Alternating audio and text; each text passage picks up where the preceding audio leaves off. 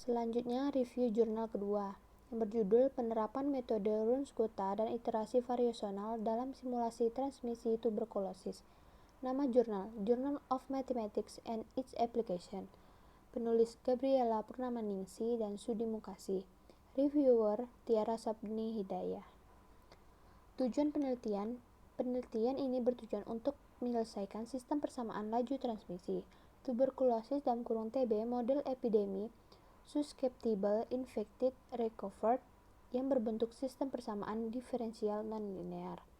Metode yang digunakan untuk menyelesaikan sistem persamaan diferensial ini adalah metode Runskota orde 4 (RK4) dan metode iterasi variasional (FIM) standar. Subjek penelitian, metode numerik yang dilengkapi praktik simulasi menggunakan MATLAB.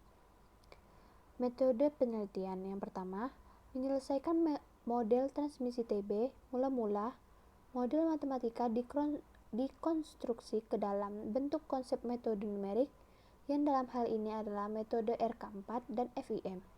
Simulasi numerik dilakukan dengan menggunakan kedua metode tersebut yang diprogram ke dalam perangkat lunak MATLAB. Yang kedua, model SIR, transmisi TB, telah membentuk sistem persamaan diferensial nonlinear untuk memodelkan transmisi TB dengan menggunakan konsep SIR.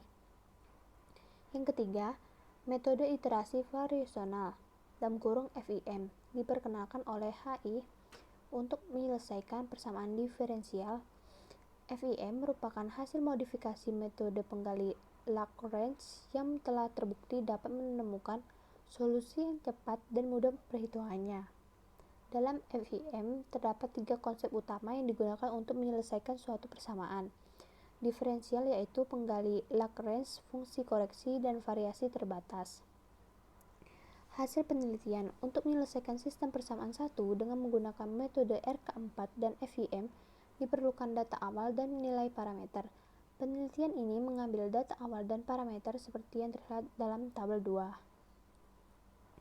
Satu penyelesaian RK4 diperoleh dengan menggunakan data awal dan nilai parameter yang terdapat pada tabel 2. Dengan menggunakan program MATLAB, dapat diperoleh grafik solusi numerik RK4 sistem transmisi TB model SIR seperti ditunjukkan dalam gambar 1 untuk rentang waktu 0,500 dan lebih jelasnya pada gambar 2 untuk rentang waktu 0,5. Dengan menerapkan data awal dan nilai parameter pada tabel 2 pada persamaan 18-20 diperoleh solusi numerik dalam sistem persamaan diferensial transmisi TB.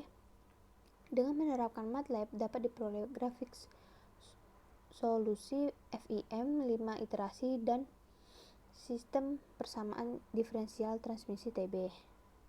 2. Berdasarkan hasil perhitungan dari kedua metode numerik yang digunakan dapat terlihat perbandingan untuk nilai XT, YT, dan ZT dari simulasi seperti yang terlihat pada gambar 3, gambar 4, dan gambar 5. Dari gambar 3 sampai dengan gambar 5, kedua solusi yang dihasilkan oleh metode RK4 dan FIM hampir berhimpit satu sama lain untuk waktu yang cukup kecil.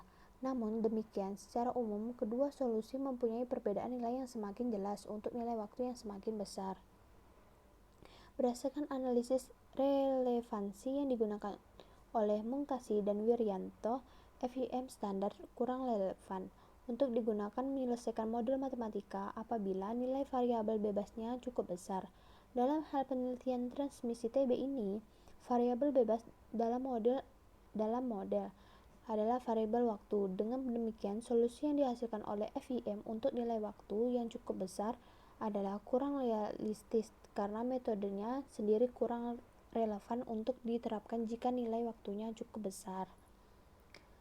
Hal ini dapat dilihat dari gambar 3 yang menunjukkan bahwa nilai XT yang dihasilkan oleh FIM adalah negatif. Selain itu, pada gambar 4 dapat dilihat bahwa FIM memberikan nilai YT yang bernilai lebih dari 1. Hasil ini memberikan konfirmasi bahwa FIM standar menghasilkan solusi yang tidak realistis untuk nilai waktu yang cukup besar. Seandainya rentang waktu dari gambar 5 ini dibuat lebih besar, maka gejala ketidakrealistisan solusi FIM standar akan terlihat seperti halnya yang ditunjukkan dalam gambar 3 dan gambar 4. Selanjutnya, solusi FIM dalam penelitian ini terbatas pada iterasi kelima. Untuk mendapatkan hasil FIM yang lebih realistis di suatu nilai waktu yang cukup besar, diperlukan iterasi FIM yang lebih tinggi yang tidak hanya berhenti pada iterasi kelima. Akan tetapi, apabila iterasi diteruskan ke tahap yang lebih tinggi, perhitungan untuk mendapatkan solusi FIM akan semakin panjang. Kekuatan yang pertama, identitas jurnal lengkap. Yang kedua, pembahasan secara singkat dan padat. Yang ketiga, tata cara penulisan sudah sesuai dengan EYD. Yang keempat, menyertakan referensi. Yang kelima, referensi yang digunakan sangat terpercaya. Kelemahan yang pertama, penjelasan metode penelitian yang kurang dimengerti dikarenakan terdapat banyak persamaan dan rumus. Kesimpulan, secara keseluruhan, pemaparan penulis dalam jurnal ini sudah cukup baik. Dari segi penulisan juga sudah sesuai dengan EYD. Hasil penelitian juga telah disajikan dengan jelas, tetapi pada bagian metode penelitian, penulisan kurang menerangkan secara jelas mengenai persamaan dan rumus yang ada.